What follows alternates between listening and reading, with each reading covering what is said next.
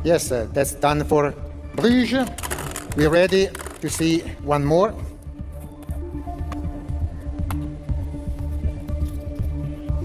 Yes, sangat mantap. Tinggal menghitung hari lagi. Timnas Indonesia masuk grup mudah. Hasil drawing AFC Nations League begini.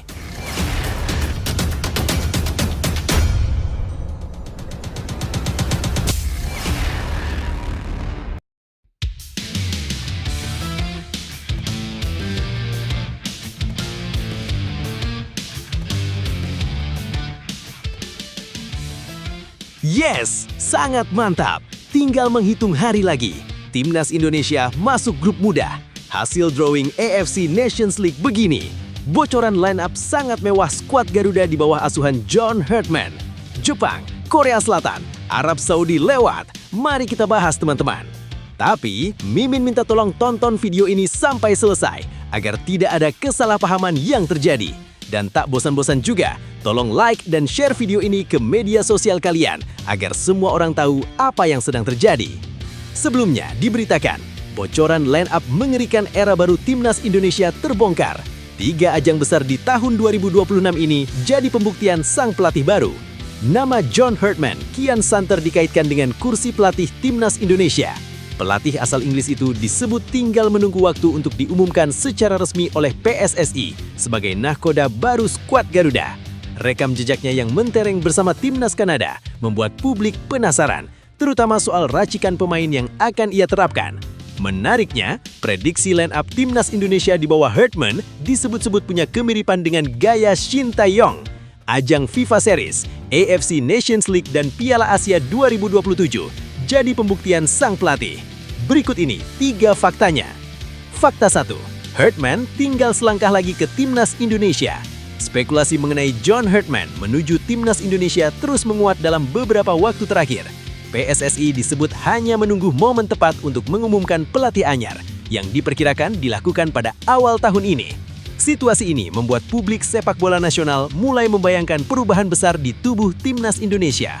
Antusiasme tersebut tidak lepas dari rekam jejak Herdman di level internasional. Ia pernah mencetak sejarah bersama Timnas Putri Kanada dengan meraih medali perunggu Olimpiade London 2012 dan Rio 2016. Di sektor putra, Herdman sukses membawa Kanada lolos ke Piala Dunia 2022, pencapaian yang sudah dinanti selama 36 tahun sejak terakhir tampil pada edisi 1986. Pengalaman inilah yang membuat kehadirannya dinilai sebagai langkah strategis PSSI. Fakta 2, formasi favorit mirip racikan Shin Tae-yong. Selain latar belakang prestasi, gaya bermain John Herdman juga menjadi sorotan. Berdasarkan data dari Transfer Market, pelatih asal Inggris ini kerap mengandalkan formasi 3-4-2-1 saat menangani klub maupun tim nasional, termasuk ketika melatih Toronto. Pola ini dinilai memiliki kesamaan dengan formasi 3-4-3 yang sering digunakan Shin Tae-yong bersama Timnas Indonesia. Kemiripan tersebut membuat transisi taktik diyakini tidak akan terlalu sulit bagi para pemain. Sistem 3 back yang menjadi fondasi permainan selama beberapa tahun terakhir memungkinkan Herdman mempertahankan struktur dasar tim sembari menyempurnakan detail permainan. Dengan pendekatan ini, Timnas Indonesia diprediksi tetap bermain solid di belakang namun lebih fleksibel saat menyerang. Fakta 3, prediksi line-up bertabur pemain andalan Eropa. Jika formasi 3-4-2-1 benar-benar diterapkan, John Herdman disebut memiliki banyak opsi berkualitas. Di posisi penjaga gawang, Emil Audero atau Martin Paes diprediksi menjadi pilihan utama berkat pengalaman mereka di level tinggi. Lini belakang akan diisi trio Rizky Ridho, Jay Itzes, dan Justin Hubner yang selama ini terbukti mampu membentuk tembok kokoh bagi skuad Garuda. Di sektor sayap, Kevin Dix di kanan dan Kelvin Verdong di kiri dinilai ideal untuk mengisi peran bek sayap modern. Keduanya aktif membantu serangan sekaligus disiplin bertahan. Sementara di lini tengah, duet Tom Haye dan Joey Pelupesi diprediksi tetap menjadi pengatur tempo permainan. Untuk menopang lini depan, Marcelino Ferdinand dan Miliano Jonathans disebut sebagai opsi kreatif di belakang penyerang tunggal oleh Romani yang selama ini dikenal tajam sebagai mesin gol Timnas Indonesia. Dengan komposisi tersebut, Timnas Indonesia di bawah John Herdman digadang-gadang tampil lebih matang, agresif, dan tetap disiplin. Bahkan, Mimin sangat yakin skuad Garuda bakal menjadi King Asia lagi. Jika prediksi ini menjadi kenyataan, publik tanah air bisa berharap banyak pada era baru skuad Garuda. Nah, sebelum lanjut mendengar berita ini, untuk para netizen, keluarkan satu kalimat pamungkas untuk menanggapi kabar ini. Menurut kalian, apakah John Herdman merupakan pelatih yang tepat untuk Timnas Indonesia Senior? Ayo teman, berikan tanggapan kalian di kolom komentar. Bravo Timnas Indonesia, bravo PSSI, bravo John Herdman. Ayo Garuda, buktikan bahwa level kita sudah dunia.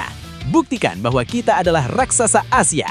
Di sisi lain, jangan lupa juga satu kalimat khusus untuk Erick Thohir CS yang sedang berusaha keras memajukan sepak bola Indonesia. Silahkan tulis di kolom komentar. Ayo terbang tinggi Garuda. Mari kita lanjut teman-teman. Situasi ini menunjukkan bahwa Timnas Indonesia sedang berada di fase transisi yang krusial namun penuh harapan. Kuatnya rumor kedatangan John Herdman menggambarkan keseriusan PSSI untuk melanjutkan fondasi yang sudah dibangun sebelumnya, bukan memulai dari nol. Kemiripan gaya bermain dengan Shin Tae-yong bisa menjadi keuntungan besar karena para pemain tidak perlu beradaptasi terlalu ekstrim. Sementara sentuhan baru dari Herdman berpotensi menghadirkan penyempurnaan di aspek mental, konsistensi, dan efektivitas permainan. Lebih lanjut, di sisi lain, ekspektasi publik yang terlanjur tinggi juga menjadi tantangan tersendiri. Rekam jejak Herdman yang sukses di level internasional membuat masyarakat berharap hasil instan, padahal sepak bola tim nasional tetap membutuhkan proses.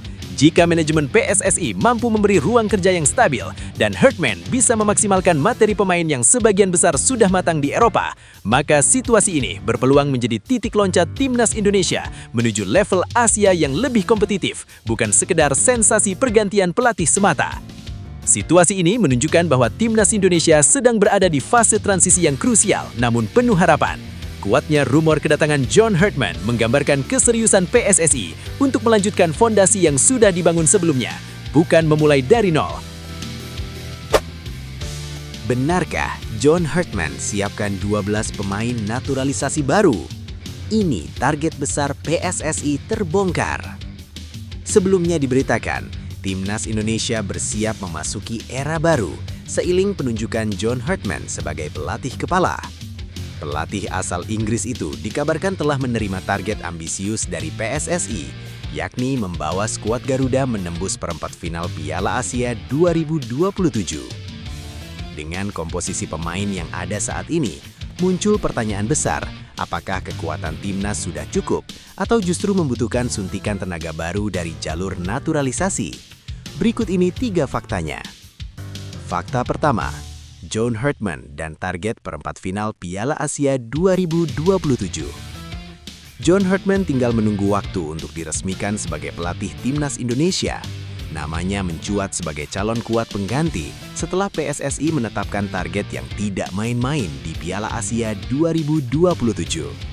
Berdasarkan laporan media Kanada Walking the Red, Herdman dikabarkan menerima bayaran sekitar USD $40.000 per bulan atau setara 671 juta rupiah sebagai kompensasi atas tugas besar tersebut. Dalam laporan yang sama, Walking the Red menuliskan bahwa Herdman segera dijadwalkan memulai persiapan jangka panjang menuju Piala Asia 2027 dengan sasaran jelas dari federasi. John Herdman segera dijadwalkan memulai persiapan menuju Piala Asia 2027 dengan target jelas dari PSSI untuk menembus babak perempat final. Kalimat itu menjadi sinyal kuat bahwa PSSI tidak hanya ingin sekedar tampil, tetapi juga bersaing di level atas Asia. Fakta kedua, naturalisasi jadi kunci tambahan kekuatan. Target tinggi tentu menuntut materi pemain yang mumpuni. Dengan melihat komposisi Timnas Indonesia saat ini, muncul sinyal bahwa John Herdman masih membutuhkan tambahan amunisi berkualitas, khususnya dari pemain keturunan yang berkarir di luar negeri. Pelatih berusia 50 tahun itu dikenal pragmatis dan terbuka terhadap opsi memperkuat tim lewat jalur naturalisasi. Penelusuran menyebut ada sekitar 12 pemain keturunan yang berpotensi didekati PSSI untuk diproses menjadi warga negara Indonesia. Nama-nama tersebut tersebar di berbagai posisi, mulai dari penjaga gawang, bek, gelandang, hingga penyerang. Jika seluruh proses berjalan mulus, Timnas Indonesia diprediksi tidak hanya mampu menembus perempat final Piala Asia 2027, tetapi juga membuka peluang lebih besar menuju Piala Dunia 2030. Daftar pemain yang mencuat antara lain Danny van den Havel dan Kane van Ovelen di posisi kiper. Lalu Jensen Seelt, Pascal Struijk, Daijiro Chirino, Tristan Goyer, Kaya Simons, dan Jayden Oosterwolde di lini belakang. Sementara sektor tengah dan depan diperkuat nama Lauren Ulrich, Julian Orip, Luke Vickery, serta Daniel Klein. Fakta ketiga, pertahanan makin kokoh, serangan kian berbahaya. Jika melihat komposisi tersebut, lini pertahanan menjadi sektor yang paling diuntungkan. Kehadiran Jensen Seelt, Pascal Struijk, dan Jayden Oosterwolde berpotensi mengubah wajah pertahanan timnas Indonesia secara signifikan. Dalam skema 3-4-3 favorit John Hartman, Struijk dan Seelt bisa membentuk trio solid bersama Jai Eats di jantung pertahanan. Jayden Oosterwolde memberi fleksibilitas tambahan karena bisa dimainkan sebagai wingback kiri yang agresif namun disiplin bertahan. Keseimbangan ini membuat timnas Indonesia tidak hanya kuat saat bertahan, tetapi juga cepat saat transisi menyerang. Di sisi lain, sektor depan juga mendapat suntikan energi baru lewat Lauren Ulrich, Julian Orip, dan Luke Vickery. Nama terakhir bahkan sudah menunjukkan kontribusi nyata di level klub. Bersama MacArthur FC di Liga Australia, Luke Vickery mencatat 2 gol dan 2 assist dari 12 penampilan musim ini. Catatan itu menjadi indikasi bahwa opsi naturalisasi bukan sekedar wacana, melainkan langkah strategis untuk mendongkrak daya saing timnas Indonesia di pentas Asia.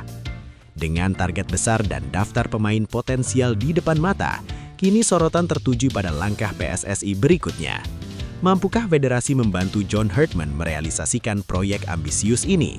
Atau justru jalan terjal yang akan dihadapi skuad Garuda menuju Piala Asia 2027? Lebih lanjut, situasi ini menunjukkan arah yang jelas bahwa PSSI sedang mendorong timnas Indonesia masuk ke fase baru yang lebih ambisius dan terukur. Penunjukan John Hartman dengan target perempat final Piala Asia 2027 bukan sekedar pergantian pelatih, tetapi simbol perubahan standar. PSSI tidak lagi ingin timnas hanya tampil kompetitif, tetapi juga mampu menembus fase krusial turnamen besar Asia. Di sisi lain, opsi memanggil pemain naturalisasi tambahan terlihat sebagai langkah realistis sekaligus beresiko. Realistis karena kualitas sepak bola Asia saat ini menuntut kedalaman skuad dan pengalaman level tinggi yang belum sepenuhnya dimiliki pemain lokal. Beresiko karena proses naturalisasi membutuhkan waktu, konsistensi kebijakan dan komunikasi publik yang matang agar tidak memicu resistensi dari supporter maupun pemain yang sudah lama berjuang bersama timnas. Jika dikelola dengan tepat, strategi ini bisa menjadi akselerator prestasi. Kehadiran pemain keturunan di posisi vital, terutama di lini belakang, berpotensi menutup celah yang selama ini kerap muncul saat menghadapi lawan level atas. Skema permainan John Hartman yang mengutamakan struktur dan disiplin akan sangat terbantu jika ditopang pemain yang terbiasa bermain di liga kompetitif Eropa dan Australia. Namun kunci keberhasilannya tetap ada pada keseimbangan. Naturalisasi seharusnya menjadi pelengkap, bukan jalan pintas. Hartman dituntut mampu meramu chemistry antara pemain lokal yang sudah memahami karakter sepak bola Indonesia dengan pemain naturalisasi yang membawa kultur profesional berbeda. Jika keseimbangan ini tercapai, timnas Indonesia bukan hanya berpeluang lolos perempat final Piala Asia 2027, tetapi juga membangun fondasi jangka panjang menuju level yang lebih tinggi di Asia. Percayalah bahwa proses besar selalu dimulai dari keberanian mengambil keputusan sulit. Timnas Indonesia sedang berada di titik penting ketika mimpi tidak lagi sekedar harapan, tetapi mulai diberi target nyata. Inilah saatnya semua elemen bersatu, pemain, pelatih, federasi, dan supporter untuk berjalan dalam satu arah. Setiap perubahan pasti menimbulkan keraguan, namun sejarah sepak bola dunia selalu membuktikan bahwa tim besar lahir dari keberanian bertransformasi. Naturalisasi, strategi baru, dan target tinggi bukan tanda meninggalkan jati diri, tetapi upaya mempercepat pertumbuhan.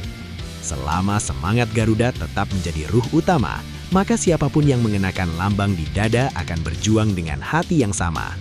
Jangan takut bermimpi besar, karena mimpi besar menuntut usaha besar. Jalan menuju Piala Asia 2027 dan bahkan Piala Dunia bukan jalan yang mudah, namun justru disitulah karakter tim ditempa. Terus dukung, terus percaya, Karena ketika kerja keras, konsistensi dan keyakinan bertemu, bukan tidak mungkin Timnas Indonesia akan menulis sejarah yang selama ini kita impikan. Tembus 197 miliar jelang tutup tahun ini. Ini dia dua bintang timnas yang nilainya melejit tajam.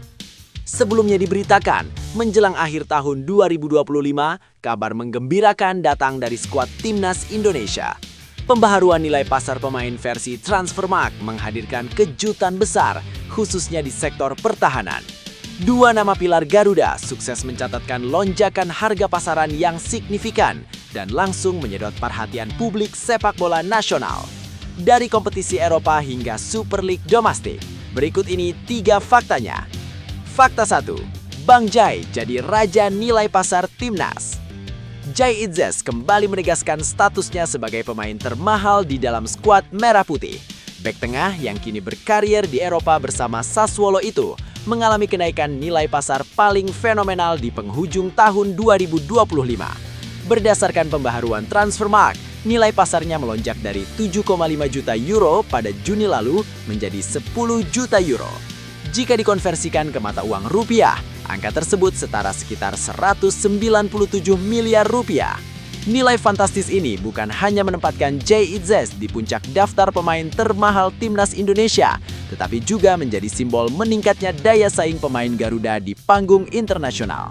Konsistensi performa serta jam terbang di level kompetisi Eropa menjadi faktor utama yang mengerek harga pasaran bek yang akrab disapa Bang Jai tersebut.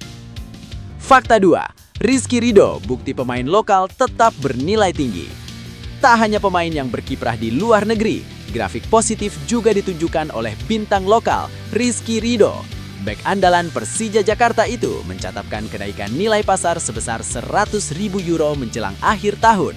Kini nilai pasarnya berada di angka 650.000 euro atau sekitar 12,8 miliar rupiah. Kenaikan ini menjadi bukti bahwa pemain yang tampil konsisten di kompetisi domestik masih memiliki daya tarik di mata pasar internasional. Performa stabil bersama Persija Jakarta serta perannya yang tak tergantikan di lini belakang timnas Indonesia membuat Rizky Ridho terus mengalami apresiasi nilai. Ia pun semakin menegaskan bahwa Super League tetap mampu melahirkan pemain dengan kualitas dan valuasi kompetitif. Fakta 3, peta nilai pemain Garuda mengalami dinamika. Selain Jai Itzes dan Rizky Ridho, sejumlah pemain lain di skuad Garuda juga mengalami pergerakan nilai pasar yang beragam. Di sisi lain, ada pula nama yang justru mengalami penurunan nilai, seperti kiper Martin Pas yang kini berada di angka 1 miliar euro, serta penyerang Oleh Romeni dengan nilai 1,5 miliar euro. Sementara itu, dari kompetisi domestik, beberapa pemain Super League seperti Nadeo Argawinata dan Yakub Sayuri mencatatkan kenaikan hingga menyentuh angka 400.000 euro. Meski demikian, untuk kategori pemain Super League, nilai pasar tertinggi masih dipegang oleh Tom Hai dengan bandrol 1 miliar euro.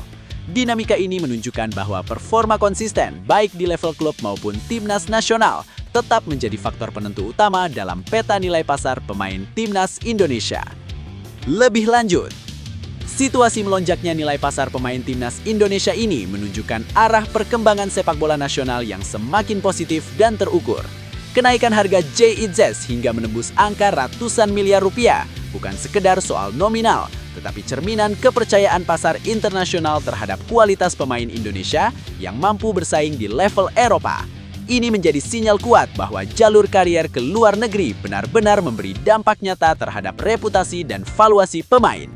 Di sisi lain, kenaikan nilai Rizky Ridho memperlihatkan bahwa kompetisi domestik belum kehilangan relevansinya.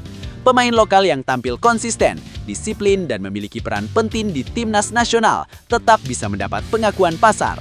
Kondisi ini penting bagi ekosistem sepak bola Indonesia karena menjaga keseimbangan antara pengembangan pemain abroad dan pembinaan liga dalam negeri. Namun dinamika naik turunnya nilai pemain juga menjadi pengingat bahwa pasar sepak bola sangat sensitif terhadap performa, menit bermain, dan kontinuitas. Penurunan nilai beberapa nama justru bisa menjadi alarm evaluasi baik bagi pemain, klub, maupun timnas nasional. Jika dikelola dengan tepat, situasi ini seharusnya dimanfaatkan PSSI dan klub sebagai pijakan membangun tim yang lebih kompetitif, berkelanjutan, dan bernilai tinggi di masa depan. Kenaikan nilai pasar para pemain ini seharusnya menjadi bahan bakar semangat bagi seluruh ekosistem sepak bola Indonesia. Ini bukti nyata bahwa kerja keras, disiplin, dan konsistensi tidak pernah mengkhianati hasil. Ketika pemain berani keluar dari zona nyaman, berjuang di level tertinggi, atau setia membuktikan kualitasnya di liga domestik, peluang untuk diakui dunia akan selalu terbuka. Bagi para pemain muda, situasi ini adalah pesan jelas bahwa mimpi mengenakan lambang Garuda sambil bersaing di panggung internasional bukan lagi angan-angan. Setiap latihan yang dijalani dengan sungguh-sungguh, setiap menit bermain yang dimanfaatkan dengan maksimal bisa menjadi batu loncatan menuju level yang lebih tinggi. Untuk tim nasional dan sepak bola Indonesia secara keseluruhan, inilah momen untuk percaya diri. Jangan cepat puas, jangan takut bersaing, terus melangkah naik meski perlahan, karena dari konsistensi akan lahir prestasi, dan dari prestasi akan tumbuh harga diri bangsa. Patrick Kluivert dukung penasihat teknis Timnas Indonesia jadi Dirtek Ajax. Dari Timnas Indonesia ke Ajax, Patrick Kluivert pasang badan untuk Jordi Cruyff. Sebelumnya diberitakan, Patrick Kluivert memberikan dukungan penuh terhadap langkah Jordi Cruyff yang resmi menerima jabatan sebagai Direktur Teknik Ajax Amsterdam. Keputusan ini menyedot perhatian publik sepak bola, mengingat Jordi sebelumnya berperan sebagai penasihat teknis Timnas Indonesia dan kini kembali ke panggung elit Eropa. Dari kedekatan personal hingga keyakinan terhadap visi sepak bola, inilah 3 faktanya. 1. Dukungan datang dari orang yang paling mengenal Jordi. Bukan sekedar rekan kerja, tapi mitra diskusi sepak bola. Patrick Kluivert bukan sosok asing bagi Jordi. Keduanya pernah bekerja bersama di lingkungan Timnas Indonesia dan menjalin relasi profesional yang intens. Dalam keseharian, diskusi tentang sepak bola bukan sekedar formalitas, melainkan percakapan mendalam yang membentuk pemahaman satu sama lain. Di hotel pemain, kami sering mengadakan pembicaraan mendalam tentang sepak bola, ujar Kluivert dikutip dari Football Premier. Dari diskusi taktik hingga pengembangan pemain, Kluivert menilai Jordi memiliki sudut pandang yang matang dan pendekatan manusiawi terhadap pemain, kualitas yang krusial bagi seorang direktur teknik di klub sebesar Ajax. 2. Visi sepak bola Jordi dinilai sangat matang. Filosofi menyerang yang mengalir dari darah Johan Cruyff. Menurut Kluivert, kekuatan utama Jordi terletak pada visinya yang jelas dan konsisten. Pengalaman sebagai pemain dan pelatih membuat setiap keputusan yang diambil Jordi tidak lahir dari teori semata, melainkan dari pemahaman mendalam tentang dinamika sepak bola. Jordi sangat mencintai sepak bola dan memiliki visi yang sangat jelas tentang cara melatih pemain top dan cara mencapai hasil dengan pemain yang dilatih sendiri. Kata Kluivert, ia bahkan menegaskan kemiripan filosofi Jordi dengan sang ayah, Johan Cruyff. Jika Anda menutup mata saat dia berbicara, Anda akan mendengar suara Johan. Tuturnya menggambarkan betapa kuatnya DNA sepak bola menyerang dalam diri Jordi. 3. Ajax dinilai beruntung mendapat sosok visioner. Pengalaman di Indonesia jadi modal menghadapi tantangan besar. Kluivert optimistis Ajax Amsterdam akan merasakan dampak positif dari kehadiran Jordi Cruyff. Terlebih klub Eredivisie itu sempat berada dalam fase krisis. Pengalaman Jordi bekerja di berbagai level, termasuk menghadapi tantangan bersama Timnas Indonesia di Asia, dinilai memperkaya perspektifnya sebagai pengambil kebijakan teknis. Saya mengenal Jordi sebagai seorang visioner, di mana keuntungannya adalah dia sendiri pernah menjadi pemain dan pelatih, ujar Kluivert. Ia bahkan menegaskan pengalaman-pengalaman itu membuatnya dapat mengambil keputusan dengan pemahaman tentang permainan, tentang orang-orang, dan untuk jangka panjang. Ia menutup dengan keyakinan penuh. Dia memahami apa yang dibutuhkan sebuah klub karena dia mengenal sepak bola dari dalam. Lebih lanjut, situasi ini menunjukkan bagaimana jejaring profesional dan kepercayaan personal masih sangat menentukan dalam dunia sepak bola modern. Dukungan Patrick Kluivert terhadap Jordi Cruyff bukan sekedar basa-basi sesama mantan kolega, melainkan refleksi dari keyakinan bahwa pengalaman lintas budaya dan lintas level kompetisi justru membentuk sosok direktur teknik yang lebih matang. Apa yang dijalani Jordi bersama Timnas Indonesia memberi warna berbeda pada CV-nya karena ia tak hanya bekerja di lingkungan elit Eropa, tetapi juga di sepak bola yang penuh tantangan struktural dan tekanan ekspektasi publik. Di sisi lain, Ajax seperti sedang kembali pada akar filosofinya. Penunjukan Jordi Cruyff terasa sebagai upaya menghidup ulang DNA Cruyffisme di tengah fase transisi klub.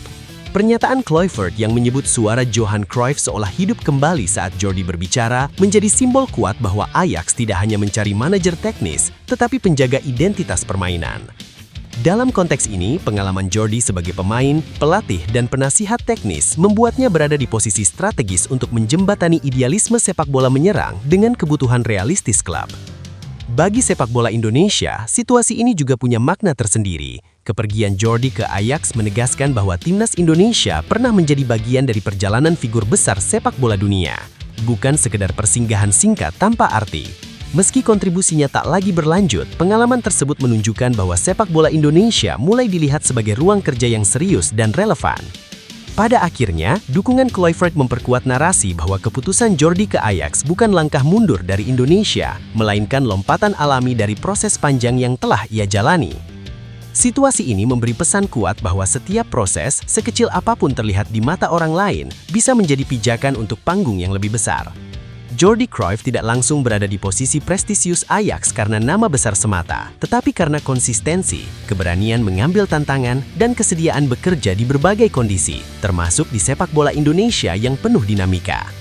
Dari sana, kepercayaan tumbuh, relasi terbentuk, dan kesempatan datang pada waktunya. Motivasi penting yang bisa dipetik adalah jangan meremehkan fase perjuangan. Apa yang hari ini terasa berat, sepi apresiasi, atau bahkan dianggap tidak bergengsi, justru bisa menjadi bukti kedewasaan dan nilai lebih di masa depan.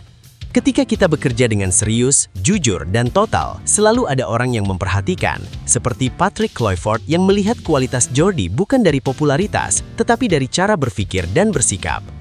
Teruslah berjalan meski belum terlihat hasilnya. Dunia profesional, termasuk sepak bola dan industri kreatif, menghargai mereka yang sabar membangun fondasi. Percayalah, selama proses dijalani dengan integritas dan visi yang jelas, langkah kecil hari ini bisa mengantarkan kita ke panggung besar esok hari. Karir di Eropa terancam tamat. Nasib Ivar Jenner mendadak panas. Persija dan Dewa United mengintai.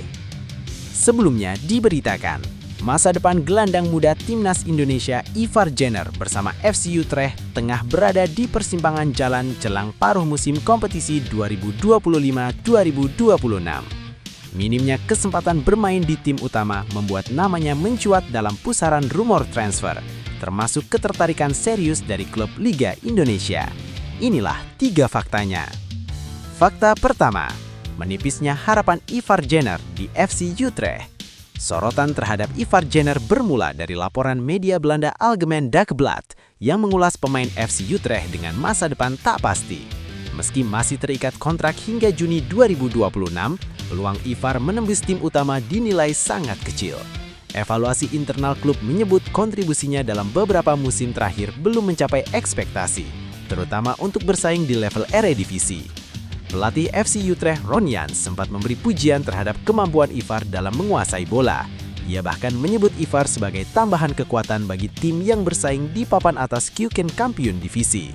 Namun pujian itu tak sepenuhnya berbanding lurus dengan menit bermain. Ivar lebih sering tersisih dari skuad utama dan harus puas tampil bersama Jong FC Utrecht di kasta kedua Liga Belanda. Fakta kedua, performa musim ini dinilai belum maksimal.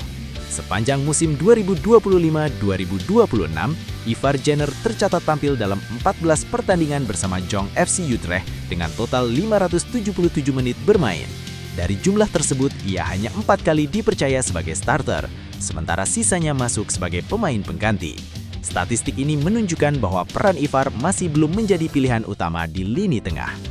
Media Belanda menilai kesempatan sebenarnya sudah diberikan namun belum dimanfaatkan secara optimal. Dalam laporannya disebutkan bahwa mungkin saja Ivar bisa menjadi bagian klub Eredivisie lain, tetapi di FC Utrecht ia dianggap sudah melewati masa baktinya.